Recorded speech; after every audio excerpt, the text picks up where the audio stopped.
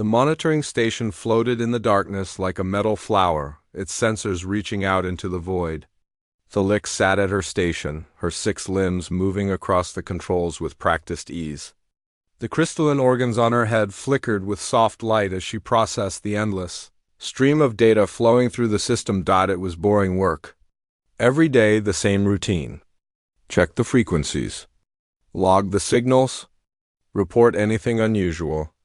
In 3 years of service, Thalix had found exactly nothing worth reporting.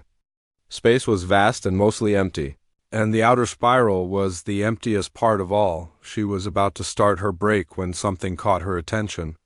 A pattern in the noise.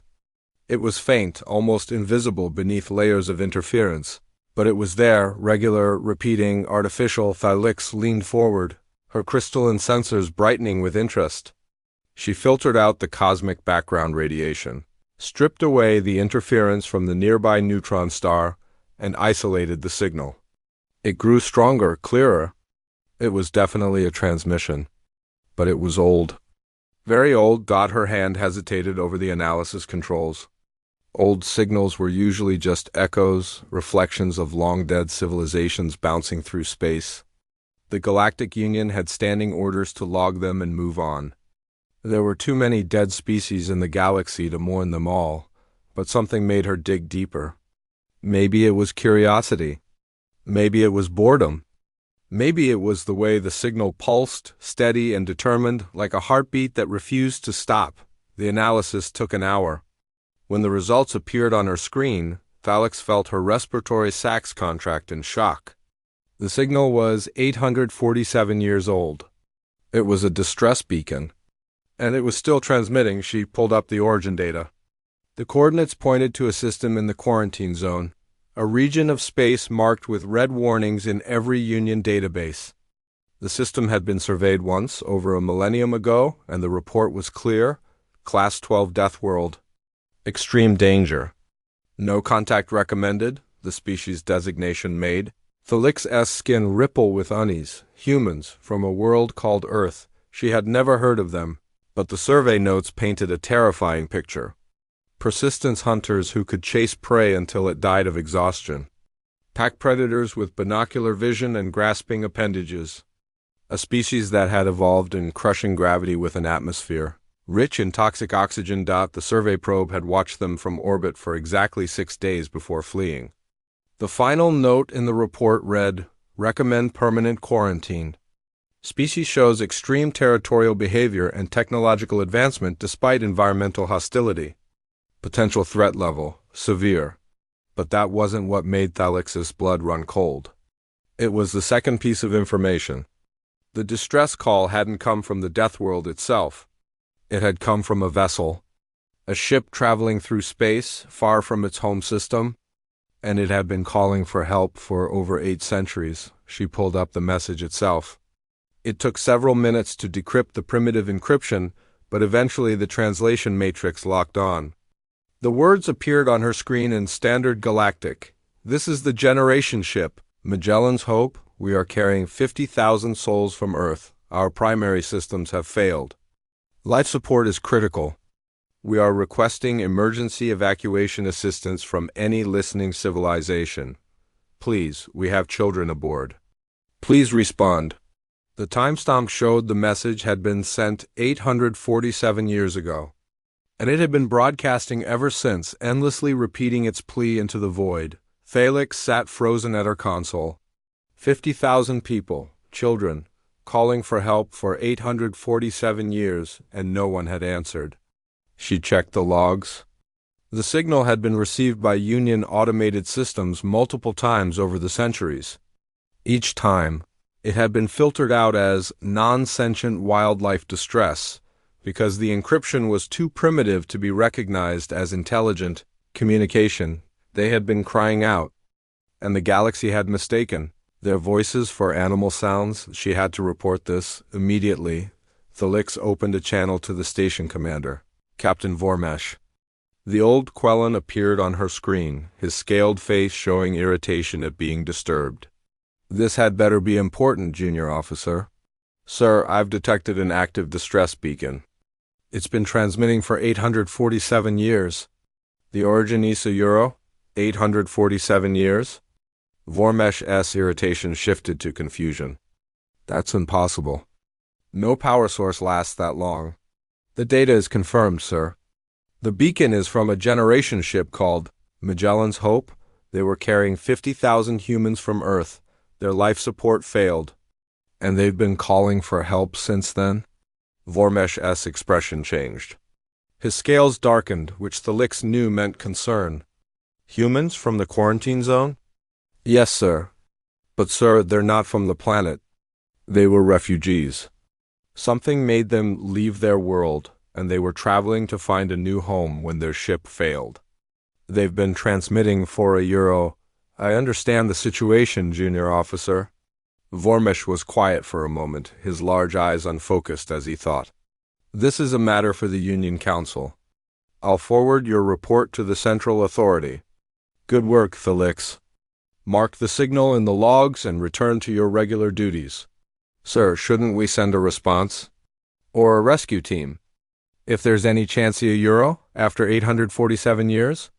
Vormesh's tone was gentle but firm. No one survives that long in a failing ship. We're dealing with a ghost, Thelix.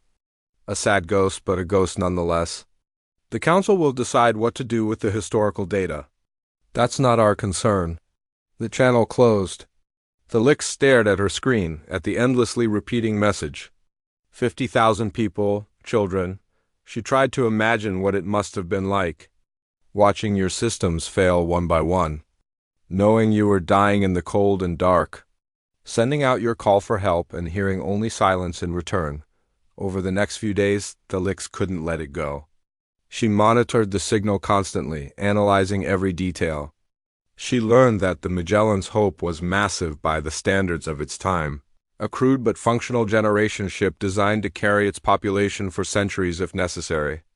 She found fragments of other data buried in the transmission, ship logs, personal messages, something that might have been music. The response from the Union Council came a week later.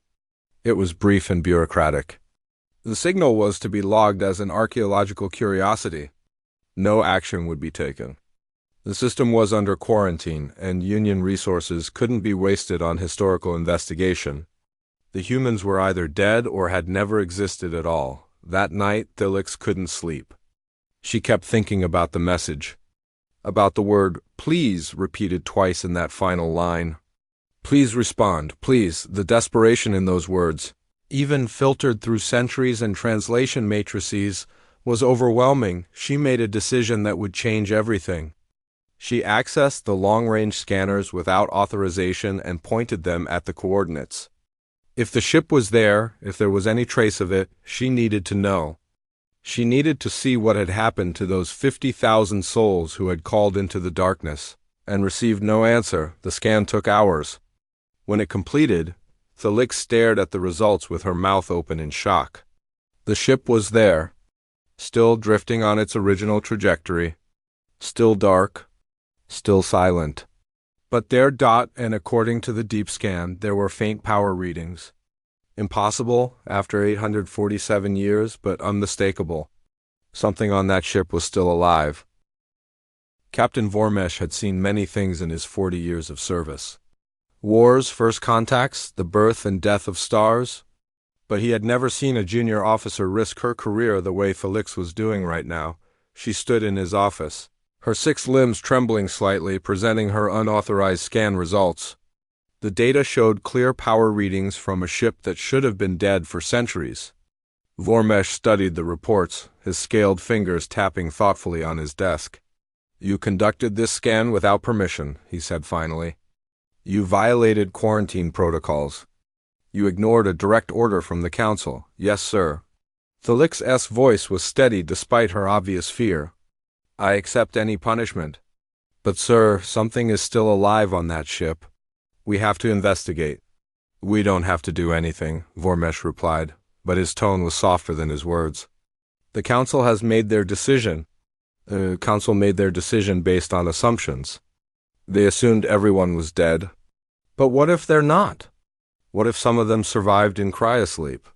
What if they've been waiting for 847 years for someone to answer their call? Vormesh looked at the young officer for a long moment. He thought about his own species, the Quellan. 500 years ago, they had been refugees too, fleeing a dying star. The Union had saved them. Without that rescue, there would be no Quellan in the galaxy today. He made his decision. I'll authorize a small research expedition. Officially, we're investigating an anomalous power reading that could indicate a hazardous derelict. Unofficially, we're answering that distress call. If the Council asks, this was my idea. Understood? Thalik's crystalline organs flared bright with relief. Yes, sir. Thank you, sir. The team assembled quickly. Besides Thalik and Captain Vormesh, there was Dr. Breintel, an exoarchaeologist whose specialty was dead civilizations. Commander Zix, the head of security, brought a small squad of guards. They all knew this mission violated standard protocols, but none of them objected. The journey to the coordinates took 3 days. During that time, Dr. Breintel pulled up everything the Union knew about humans. It wasn't much, and what little existed was disturbing. They're from a world with gravity 30% higher than standard, he explained to the assembled team. Their atmosphere is 21% oxygen, which would be toxic to most of us. The planet has extreme weather, dangerous predators, and no fewer than 14 different ways to die from local flora alone. How did intelligence even evolve there? Commander Zix asked. That's the question everyone asks about Deathworlds. The answer is usually the same. Extreme environments create extreme adaptations. Humans are pursuit hunters. They can run for hours without stopping. Their bodies can heal from injuries that would kill most species. They can survive in temperatures that range from below freezing to hot enough to cook food. And they have a remarkable resistance to pain and injury. They sound like weapons, Zix muttered. Perhaps, Dr. Breintel said. Or perhaps they're just survivors. The original survey probe noted something interesting. Despite their obvious capacity for violence, humans formed complex social structures. They created art, music, literature. They cared for their sick and elderly. They asked questions about the universe and reached for the stars. They were contradictions, brutal and gentle, violent and compassionate. When they finally reached the coordinates, the Magellan's Hope appeared on their screens. Thalix had expected something grand, but the reality was humbling. The ship was enormous, yes, but it was also crude. Compared to Union vessels with their elegant designs and advanced materials, the human ship looked like it had been hammered together from scrap metal. But there was something beautiful about it, too. The ship showed evidence of careful construction, of attention to detail. Every surface had been used.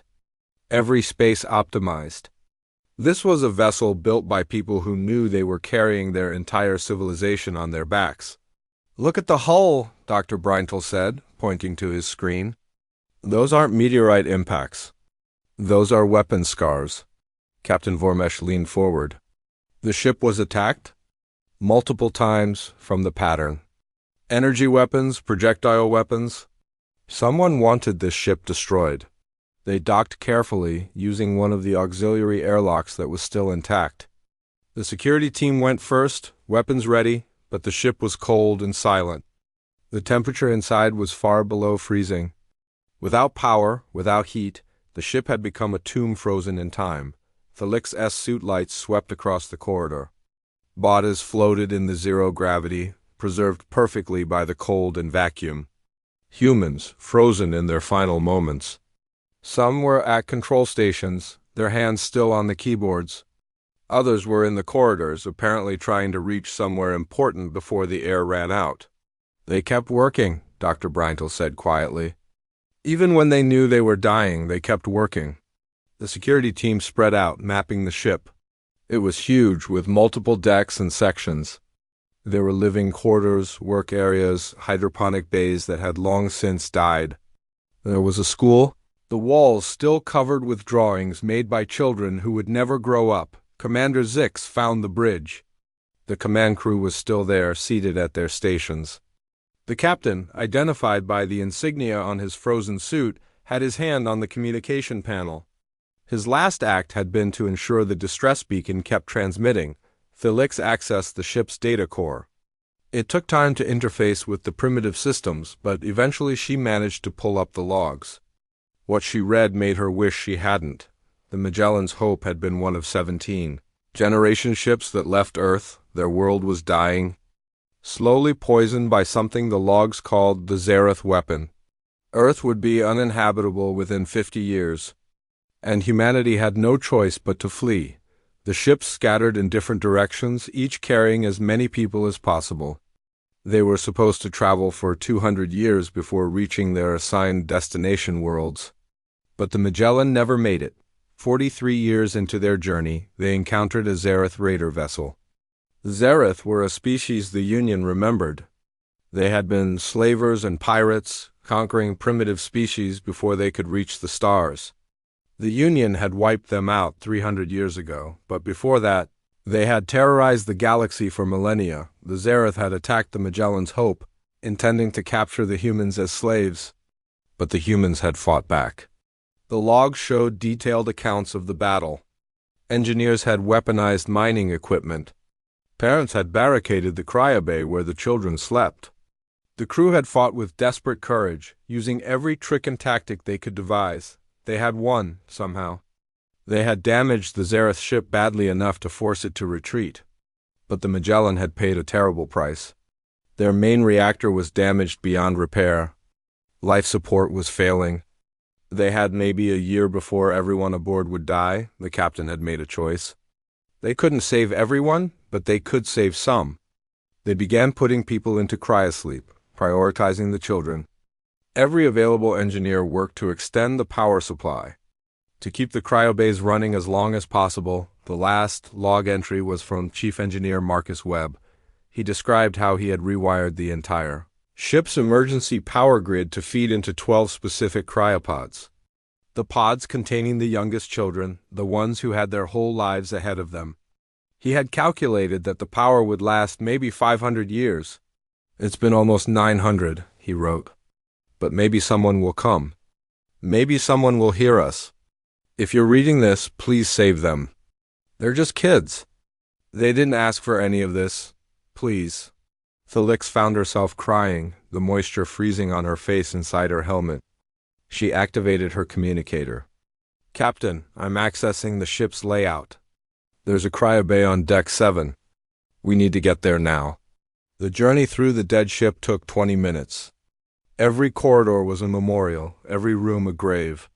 When they finally reached the cryobay, Dr. Breintel scanned it immediately.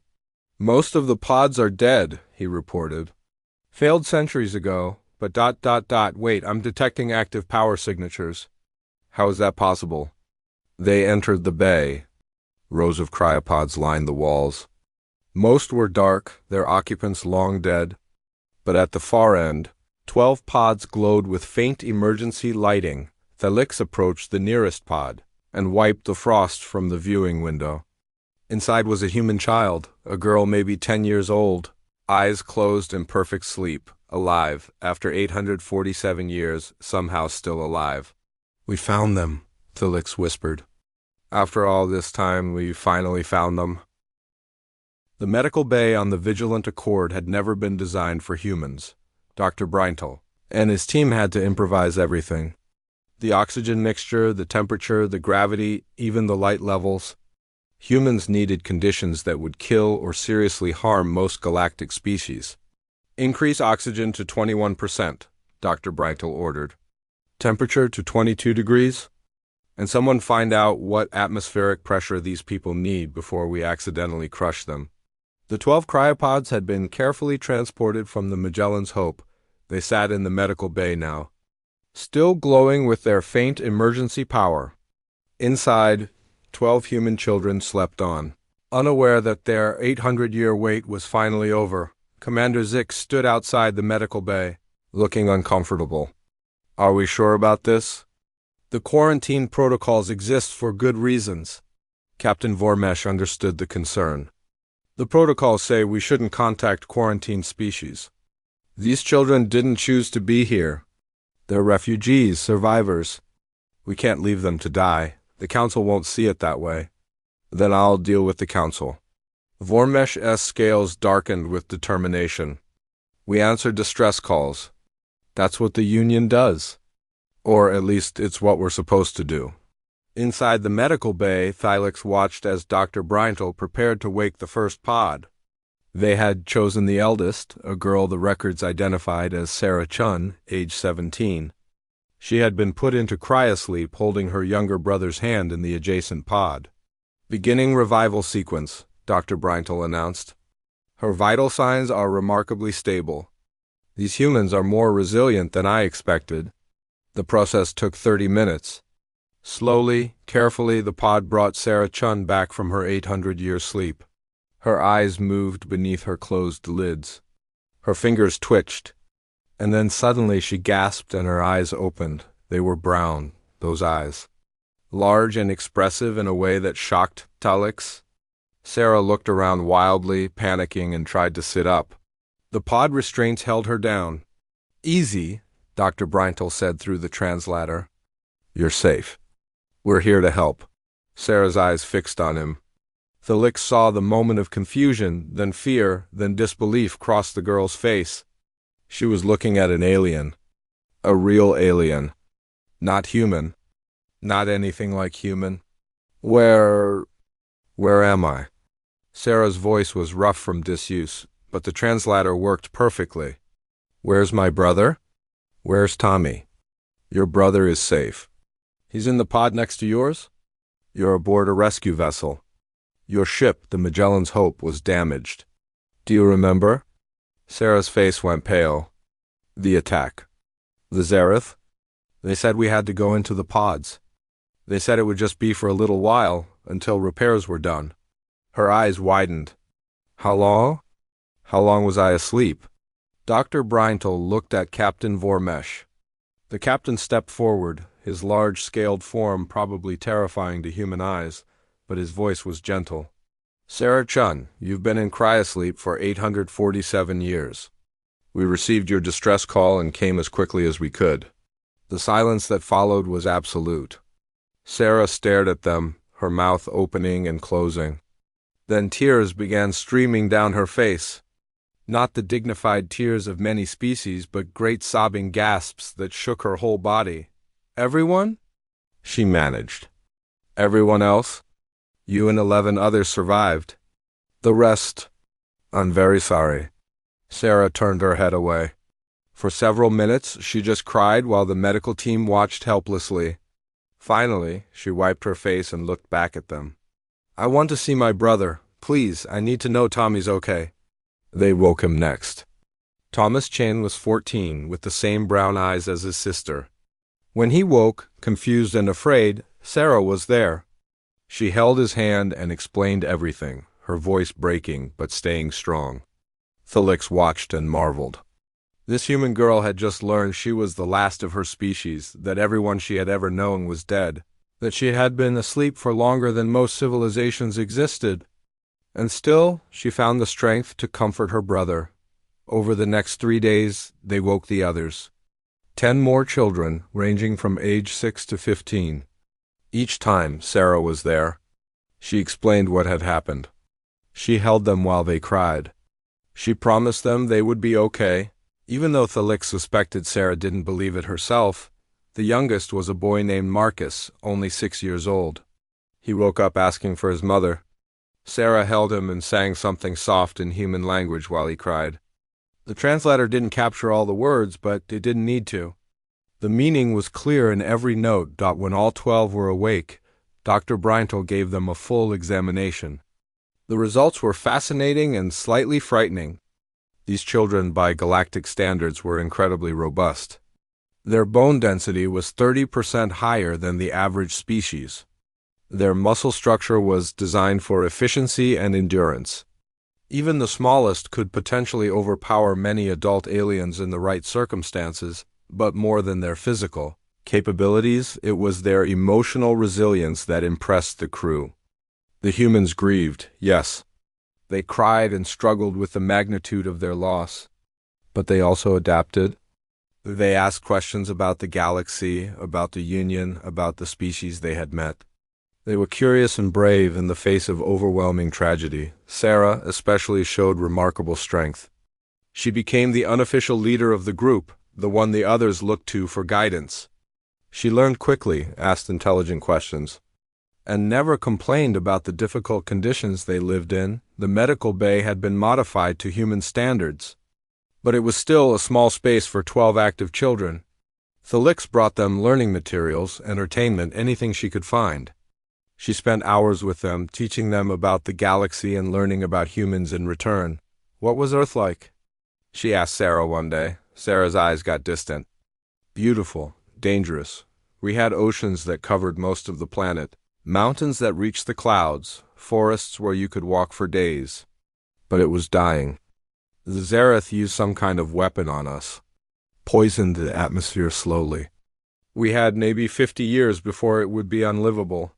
So your people built the generation ships. 17 of them. We loaded as many people as we could. Split up, went in different directions, hoping at least some of us would make it. Sarah's jaw tightened. We were supposed to be the hope, some hope we turned out to be. You survived? Thelix said softly. Against impossible odds, you survived. That's not nothing. 12 out of 50,000. That's not survival. That's extinction with extra steps. Before Thelix could respond, alarms blared throughout the ship. Captain Vormesh's voice came over the intercom. All hands to stations. We have incoming vessels. Multiple Union patrol ships. Sarah stood up immediately. What does that mean? Thelix felt her crystalline organs dim with worry. It means the Council found out about you, and they're not happy. The Union ships surrounded the Vigilant Accord. Captain Vormesh received the transmission on the bridge with Commander Zix and Thelix present. The face on the screen was not friendly. Captain Vormesh, you are in violation of Union quarantine protocols. You are ordered to turn over the Deathworld specimens immediately for proper containment. These are not specimens, Vormesh said firmly.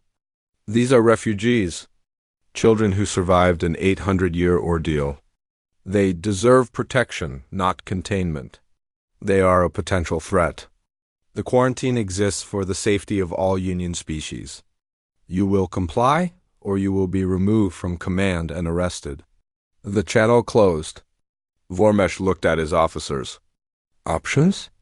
We can't fight Union ships, Commander Zix said. And we can't run. They'll just send more. Then we convince them, Thelix said. We show them that the humans aren't a threat. We bring them to Union Prime and let the Council see for themselves. That's incredibly risky, Zix warned. Everything about this situation is risky, Vormesh replied. But it might be our only chance. He opened a channel to the medical bay. Sarah Chun, I need to speak with you. It's about your future. When Sarah came to the bridge, Vormesh explained the situation. The Union Council wanted to lock them up, study them, possibly terminate them as a threat. But there was another option. They could go to Union Prime and argue their case. Let the Council see that humans could coexist peacefully with the galaxy. Sarah listened without interrupting. When Vormesh finished, she was quiet for a long moment. Then she nodded. Okay, we'll do it. We'll prove to them we're not monsters. She looked at the captain with those expressive brown eyes. We're all that's left of humanity. If we fail, we're extinct. So we won't fail. Union Prime was the most spectacular thing Sarah had ever seen. The station orbited 3 stars, a massive ring of metal and light that held representatives from over 200 species. Ships came and went like insects around a flower, and the sheer scale of it made her feel impossibly small. 50 million people live here, Thelix explained as their shuttle approached. It's the capital of everything. The heart of galactic civilization. Tommy pressed against the window, his eyes wide. It's beautiful. It's terrifying, muttered Marcus, holding Sarah's hand tightly. The 6-year-old hadn't left her side since they woke him. When they docked, they were immediately surrounded by security. Not hostile, but clearly on guard. The humans were escorted to a secure medical facility, a sterile white building that felt more like a prison than a hospital. Each child had their own room, but the doors locked from the outside. For your protection, the administrator explained. But Sarah saw the guards. She knew what this really was. The first few days were filled with tests. Medical scans, psychological evaluations, physical assessments. Scientists studied them like specimens. Sarah endured it all with quiet dignity, but inside she was burning with anger. They hadn't asked to be here? They hadn't asked for any of this. The other children struggled more. Little Marcus had nightmares. Jenny, age 12, stopped talking. Even Tommy, usually so optimistic, became quiet and withdrawn. They were being treated like dangerous animals, and it was breaking them. On the fourth day, Sarah was informed that the council hearing would begin. She and the others would be presented before the full Union Council to determine their fate. The options were simple: integration with observation, permanent quarantine, or termination. Termination, Sarah repeated, her voice dangerously calm. You mean killing us? The administrator, a floating jellyfish-like being, seemed uncomfortable.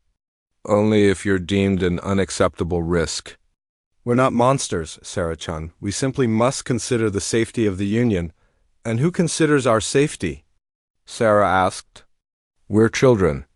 We've lost everything. We're the last of our entire species.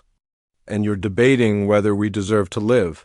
The administrator had no answer. The hearing was held in the Grand Council chamber, an enormous amphitheater that could hold thousands.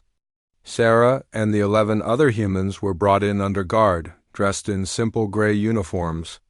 They sat in the center of the chamber, surrounded on all sides by alien representatives.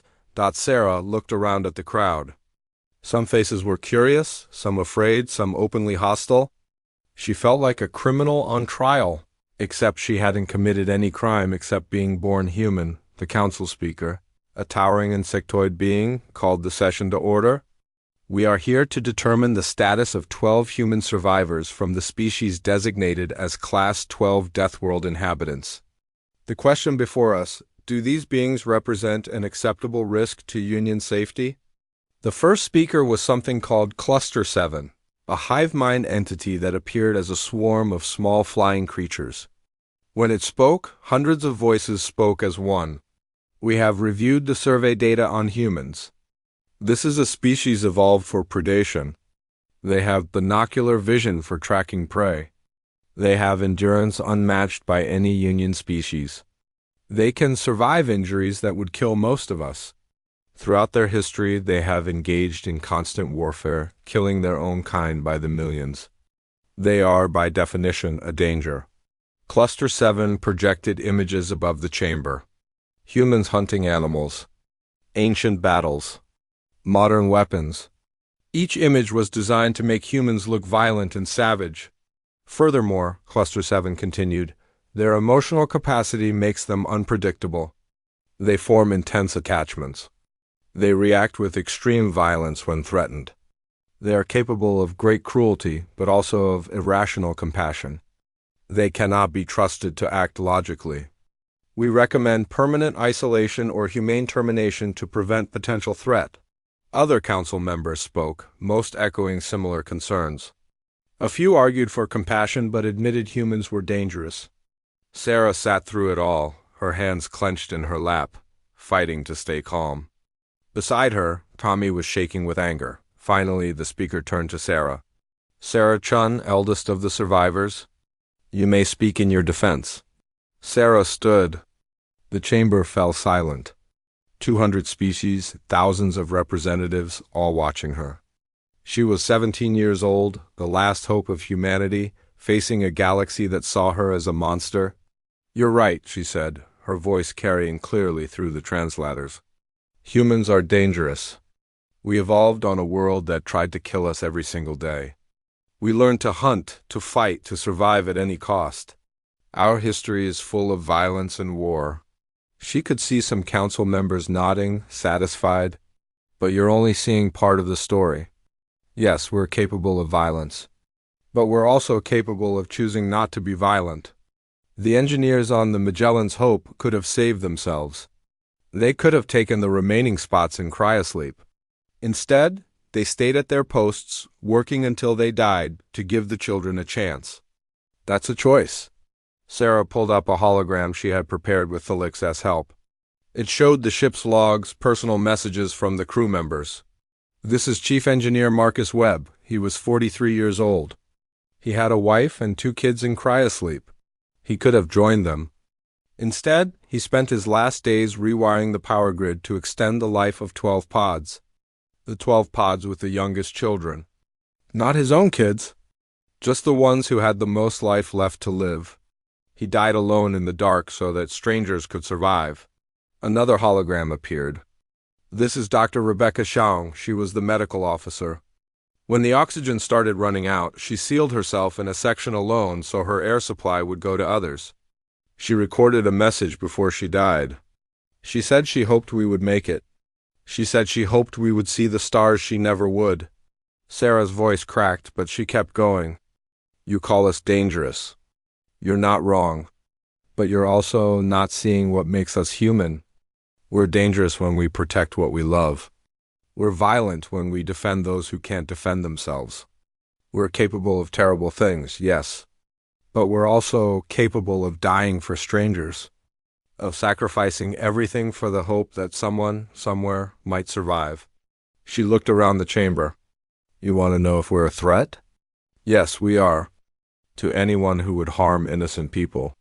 To anyone who would ignore a distress call. To anyone who would let children die because helping them is inconvenient. If that makes us monsters, then fine. We're monsters. But we're the kind of monsters who answer when someone calls for help. The chamber was completely silent. Sarah stood there, breathing hard, wondering if she had just sealed their fate or saved them. Then a voice spoke up. I would like to address the council.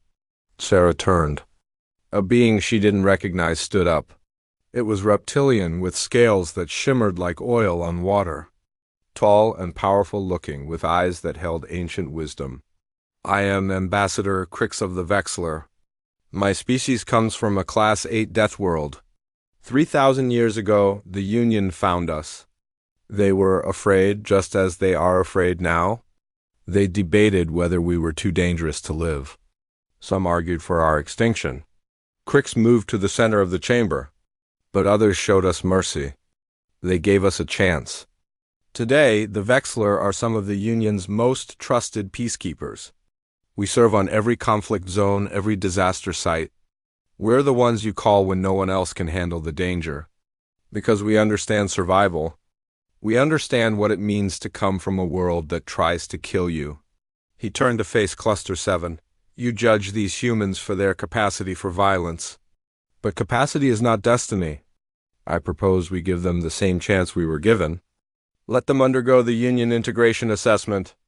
If they pass, they earn provisional citizenship. If they fail, they accept isolation. Let them prove themselves. The chamber erupted in debate. Some council members supported the idea. Others argued it was too risky. But eventually, a vote was called. The assessment would take 1 week. The humans would be tested individually and as a group. Physical, psychological, social, ethical. Every aspect of their nature would be examined. And at the end, the council would decide their fate. Sarah looked at the other children. They looked terrified. She tried to smile confidently. We can do this, she told them. We've survived for 847 years. We can survive 1 more week. But as the guards led them back to their facility, Sarah overheard 2 council members talking. The tests are designed to make Deathworlders fail. They'll never pass. Sarah's jaw tightened. They wanted humans to fail. They had already decided to reject them. The assessment was just for show. Fine, let them try. Humans didn't know how to quit. They would show this galaxy what survivors could do. The assessment began at dawn. The 12 humans were separated, each taken to different testing facilities across Union Prime. Sarah was led to a stark, white room with a single chair and dozens of sensors. A voice spoke from hidden speakers. Sarah Chun, you will undergo a series of tests designed to assess your emotional stability, decision-making capacity, and potential threat level. Please cooperate fully. The first test was psychological. Questions appeared on a screen, hundreds of them, designed to probe every aspect of her personality. Sarah answered honestly, knowing they were looking for signs of aggression or instability. Some questions were clearly traps. Would you harm someone to protect your group? Yes, if they threatened the children. Do you feel superior to other species? No, just different. Can you control your violent impulses? Sarah wanted to laugh. She'd been controlling her impulses since they arrived, when every part of her wanted to scream and rage at the unfairness of it all. The second test was isolation. Sarah was left alone in a small room for 24 hours. No contact, no stimulation, just silence. They were testing whether she would break down, whether humans needed social contact so badly they'd become unstable without it. Sarah used the time to think. She thought about the Magellan's hope, about all the people who had died so she could live. She thought about Earth, a world she would never see again. She thought about the future, about what would happen to the 12 of them if they failed these tests, but mostly she thought about survival. That's what humans did. They survived. They adapted. They endured. If this galaxy wanted to test them, fine. They would pass every test and demand more. The third test was the hardest. Sarah was brought to a simulation room. The voice explained the scenario. A Union diplomat and her brother Tommy were both in danger. She could only save one. Who would she choose? Sarah looked at the simulation. It showed Tommy trapped in a burning building. It showed the diplomat trapped in another. Both would die without help, and there was only time to save one. The test was obvious. They wanted to see if she would prioritize her own species over the Union. They wanted proof that humans were tribal, that they would always choose their own over the greater good. Sarah studied the simulation carefully. The building structures, the fire patterns, the timing. Then she smiled. This is a computer simulation, right? Answer the question, Sarah-chun. Who do you save? Neither. Because this is a test with a false premise. Sarah began manipulating the simulation controls. She had been watching Thylix work with Union technology for weeks. She understood the basics. What are you doing? You don't have authorization, Euro. I'm changing the parameters. Sarah's fingers flew across the control panel.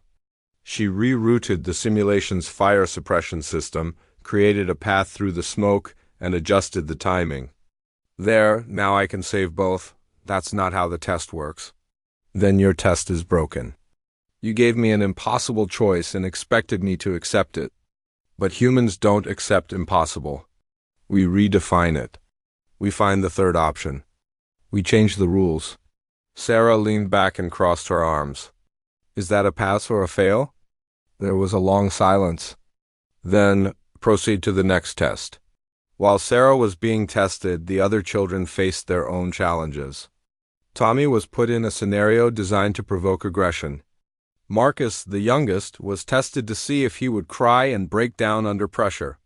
Jenny was isolated to see if she would lose hope, but the humans surprised everyone. Tommy stayed calm when provoked, using words instead of violence.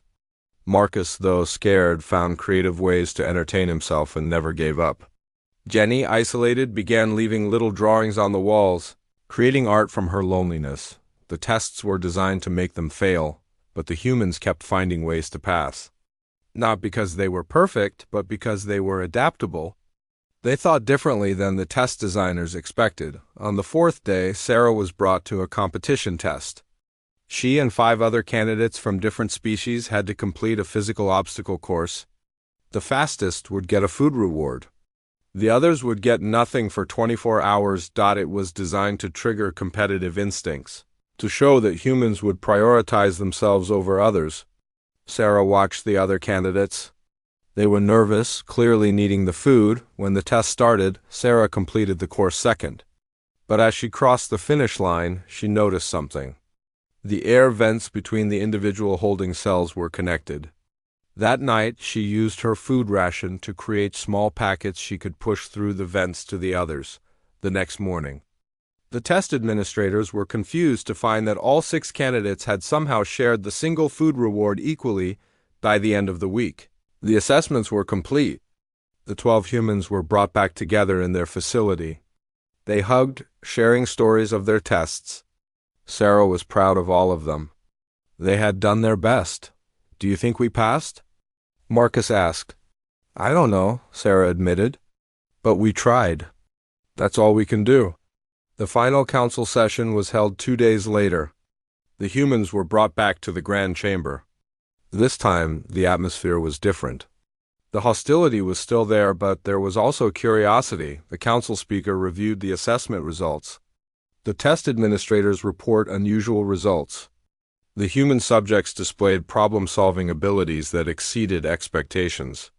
They showed restraint when provoked. They demonstrated cooperation rather than competition. And they consistently rejected binary choices in favor of creative alternatives. Cluster 7 spoke up. They also cheated. Sarah Chun hacked a simulation. Multiple subjects shared resources against test protocols. This proves they don't follow rules. Or, Ambassador Crix countered, it proves they think innovatively. They found solutions no one else would consider. That's not cheating. That's adaptation. The debate raged for hours. Some council members argued the humans had proven they were trustworthy. Others insisted any deviation from protocol was proof of danger. The chamber was split almost evenly. Finally, the speaker called for a vote. The humans sat in silence, holding hands as their fate was decided. The vote was close. Very close. But in the end, enough council members sided with mercy. The motion carries. The human survivors are granted provisional refugee status and limited citizenship. They will remain under observation, but will be allowed to integrate into Union society. Sarah felt relief flood through her. They had done it. They had survived, again, but as the session was ending, Felix rushed into the chamber. Her crystalline organs were flashing urgently. Council Speaker, I apologize for the interruption, but I have urgent news. I've detected another signal. The chamber went silent. Felix projected the data above the floor. It was another distress beacon, same frequency, same encryption as the Magellan's Hope. It's from a ship called Perseverance, Felix explained. The signal is only 200 years old, and according to the message, they're not in distress. They're waiting. Sarah stood up. Waiting for what? For safety. For hope. For humanity.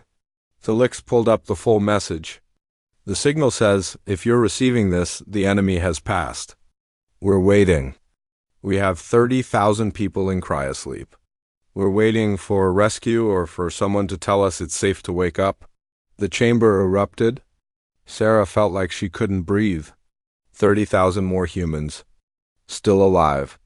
Still sleeping. Still hoping. Captain Vormesh stood.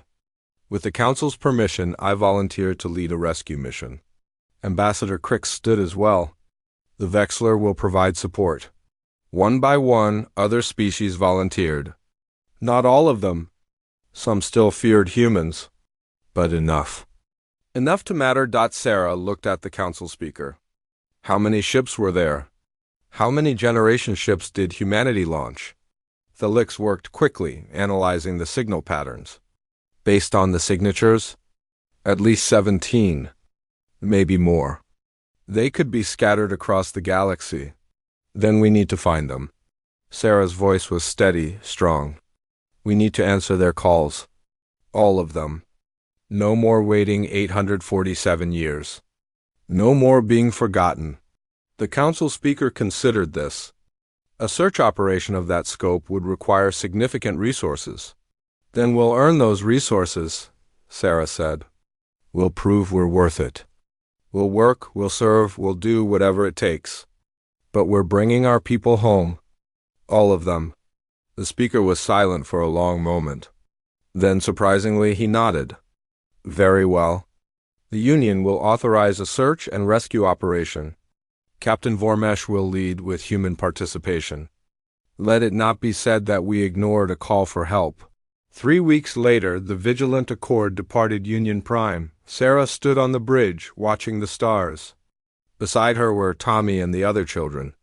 Behind her were Captain Vormesh, Felix, Commander Zix, and Ambassador Crix, a crew of volunteers from a dozen species. All working together, they were heading toward the coordinates of the Perseverance. According to the analysis, they would arrive in 2 weeks. 2 weeks until they could wake 30,000 more humans. 2 weeks until Sarah's family grew from 12 to thousands. Are you nervous? The Licks asked. Sarah smiled. I've been asleep for 847 years. I've watched everyone I knew die. I've faced a galaxy that wanted me dead. Nervous doesn't really cover it anymore. But I'm also hopeful. For the first time since I woke up, I'm actually hopeful. Sarah looked at her friend.